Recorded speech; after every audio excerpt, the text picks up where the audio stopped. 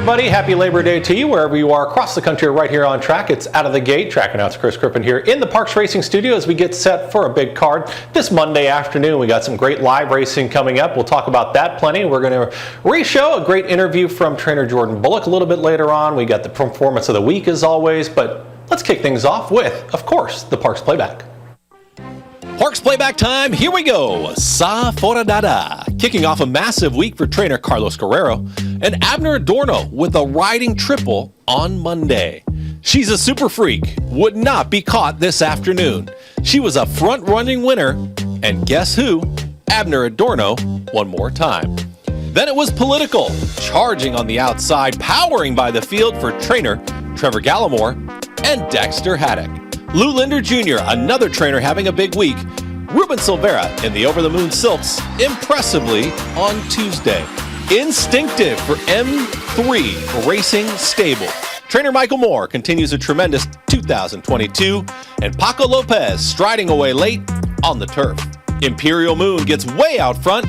Anthony Salgado aboard in a dominant effort. Elliot Soto Martinez trains the winner. What a finish! Aruma pleading for the wire, and it came up just in time. Jeremy Laprida, another with a big week, he rode the winner. Diane's Comet with leading apprentice Andy Hernandez, another jockey with a riding triple. Trainer Michael Pino continues to roll, this time on the turf on Wednesday. Frosted Indian and Frankie Don't Call Me Chad Pennington, a no-doubter. Easy winner on a gorgeous Wednesday afternoon. Have a great week. Some nice performances last week. We'll see what happens this week here with the jam-packed 3 days of racing coming at you here. And it's Labor Day, so let's take a look at the 11 races coming up here at Parx and some selections. The first race, we're going to take a look at the number 4, the Mace. I want to take a little bit of a look here at a price. 4-1 on the morning line. Halim Lee, Luis Ocasio teaming up on a 3-year-old gelding. The Pennsylvania bred has shown some speed at the maiden $25,000 level. Drops in class. Couple horses coming out of maiden special weight spots, and I think that they're going to take some action in here. So I'm going to go with the 4, see if we catch a price with that slight drop in class. Does have speed. Speed should be good here on a warmer day this Monday afternoon. Race number 2 is at 7 furlongs, and Mississippi is the number 3 horse in here. On the class drop, that's the play. When you take a look at this drop in class, Sylvester Gonzalez aboard the 7-year-old gelding by Pioneer of the Nile. I think gets a decent post here, can track a little bit closer to the pace than last time. I'm going to show a video replay when we get into the live show, but Mississippi for Ilke Cantamarci has been running behind Jock O'Hare and Exit Right. Those are some of the top horses at that condition. For me, I just feel like the number 3 Mississippi is dropping into the right spot here at the 7,500. Non-4 lifetime level, cut back in distance as well for the 3 in that second race. Let's talk about the Bet Parx Pennsylvania Derby. Of course, it's coming up very soon, September 24th. Hear more about it. This year, Parx Racing is proud to announce the 2022 Grade 1 Pennsylvania Derby is now the Bet Parx Pennsylvania Derby.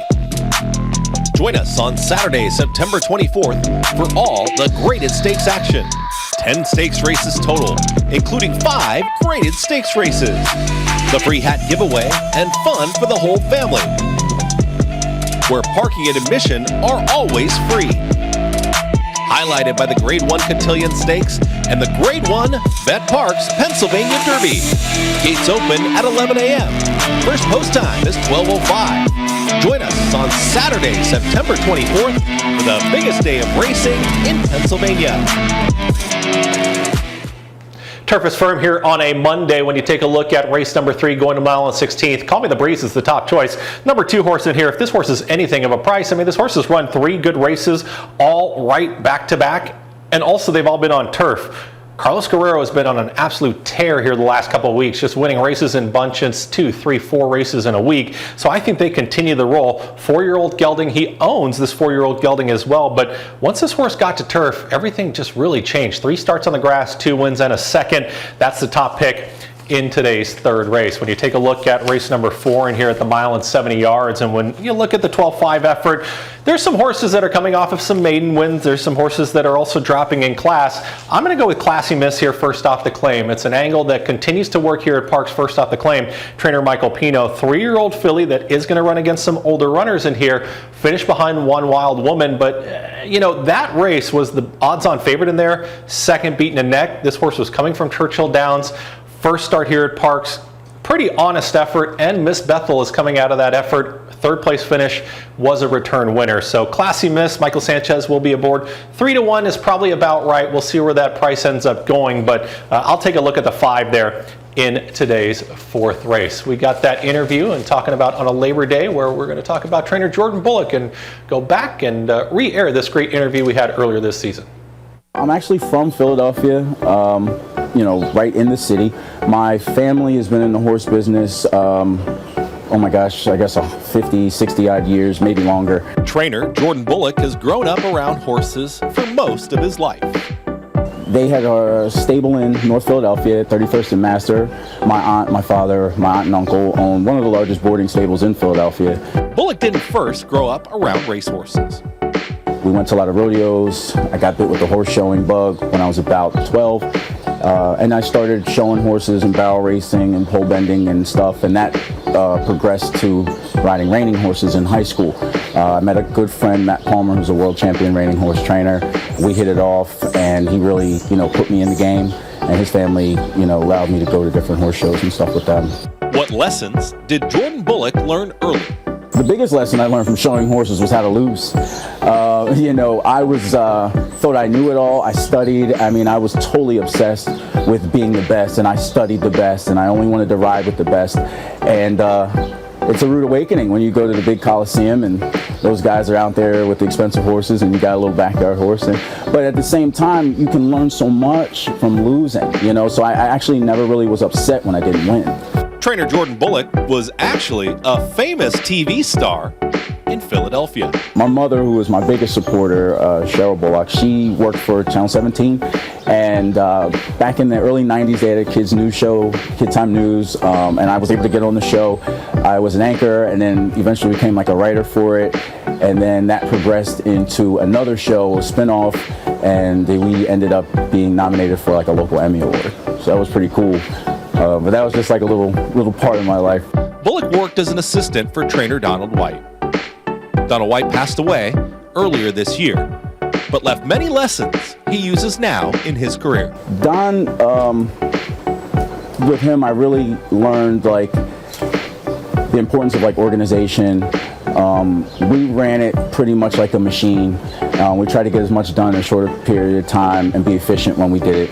One of the things that he showed me was just like, you know, to get a routine and stick with that routine, and if it's not broke, don't fix it, was one of the things that he always said. And it was okay to make mistakes, because if I was making mistakes, at least I was trying. So, you know, that was one of the biggest things. And then another thing that he did also was he kind of kicked me out. There was one point where, you know, I got my trainer's license and I didn't tell him. I wanted to surprise him, but he knew everything. So he came to me and was like, you know, I hear you want to train horses. And I was nervous. I thought he was getting rid of me. And he's like, you're going to Delaware, you're set up, get your stuff. And within 24 hours, I was in Delaware, and I spent a year down there just kind of learning the ropes by myself before coming back to not work for him, but to work for Michael Moore for a short time, because he kind of punished me a little bit. But that was a great experience too, because I didn't realize that with Michael Moore I would also learn a lot too to bring back to him. What does it mean to be training on his own? I'm very grateful, but I just always felt that I just needed an opportunity, and good horses, you know, good horses make good trainers. And, you know, I've had a few good ones here and there, but just the opportunity to train a really high quality animal allows me to kind of show my skill. I've always believed in myself, and like I said, I grew up underneath a horse, so it's just a matter of, you know, getting them to the races and giving me the chance. Which horses does Jordan Bullock enjoy training most? Since a kid, I've always seemed to get along well with fillies. My father always had stallions, and he taught me like how to handle them and be around them, and I do well, but for some reason I've always just been able to get fillies to run for me. I kind of have a bond with them. I like the ones that have the attitude, the ones that bite. I kind of like that challenge of dealing with them. A young, up-and-coming trainer like Jordan Bullock, what does the future look like? Over time, I mean, I just want to go as far as it can go. I mean, this is a dream come true. I've been dreaming about training horses all my life. So to be here now, it's like I really feel like I got to pinch myself every win. I mean, I'm grateful for every second, every third, every time I see my name, I get, you know, in writing it, I get a little shiver. It's great, you know. So, but I mean, ultimately, because I'm from Philadelphia and because this is my home, I mean, I want one in the Pennsylvania Derby so bad. You know, and I sat and watched, and I've run horses on that day, and I just want to get dressed up and be a part of the dance and be there with the guys that I have been watching on television since, you know, since a kid. Quick look here at race number 5. 1 1/8 is the distance. Get this distance race at the $7,500 level. Sun Sand drink in hand. Kelly Breen teaming up with Frankie Pennington. This horse is shipping over from Monmouth Park, and also a class drop here from the $16,000 level down to the $7,500. Seems to make sense in here, but that is a pretty wide open race, today's 5th. Race number 6, taking a look at the 7 furlong spot at this $5,000 claiming level. And several horses that we have seen. El Hermano, it's a cutback in distance, meets up again here with Mondays with Mike.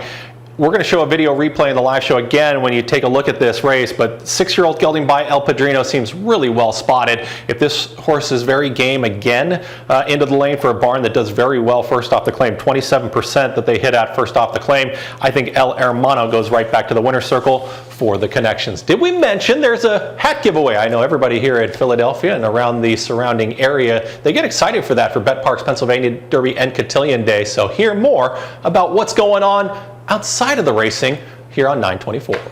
Join us on Saturday, September 24th at Parx Racing. Gates open at 11 a.m. First post is 12:05.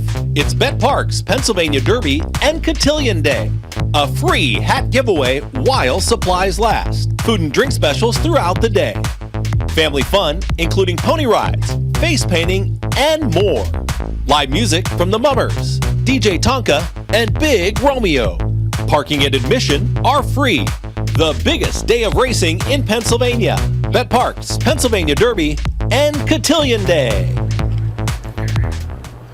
Philly Big 5 carryover, $23,185.02. It starts in race number 7. It's always a pick 5 format. It's always the last 5 races of the day as well. Single ticket winner take down the entire jackpot. Race 7, a competitive field here for the 2-year-olds. Taking a look at this maiden special weight. Some horses with experience. Lord Uhtred towards the outside. 2-year-old gelding by McCracken. If this horse takes the next step forward, finished second, beaten 7 behind Gordian Knot. Gordian Knot was a nice debut winner that afternoon there for trainer Guadalupe Preciado. Lord Uhtred has that outside draw, showed some speed. There are some contenders in this race, so we'll see what happens there in today's 7th. Race number 8, start getting into a field where we've seen some of these runners before earlier on in the year, but now they're going to try something different. The 5 furlong sprinting on the turf. That should play well for 4 Harp. I think this horse has run those 2 good last races back to back, shows early speed. Both those races at Saratoga, now comes back over here to Parx. Butchery teaming up with Abner Adorno, 5-1 in the morning line. I think 4 Harp, I think that speed carries a little bit longer turf rail at 22 feet, so we'll see how that plays in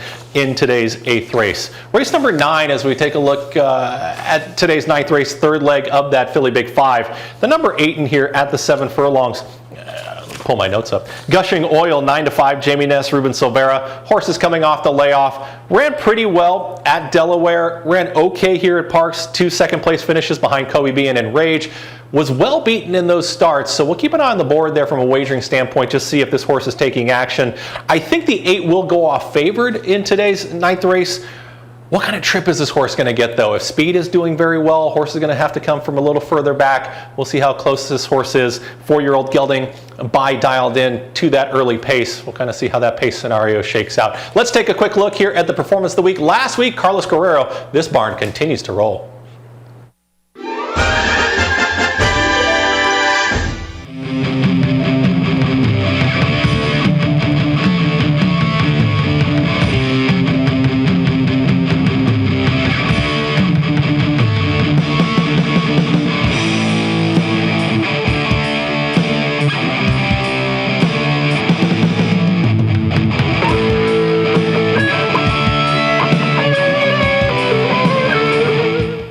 Time to get out of here. Don't forget to follow us on all of our social media channels at Parx Racing, at In the Grandstand. Hit that subscribe on YouTube. Follow us on Facebook and on Instagram, Parx_Racing. See you next week. Enjoy this Labor Day right here at Parx. We'll see you next week on Out of the Gate.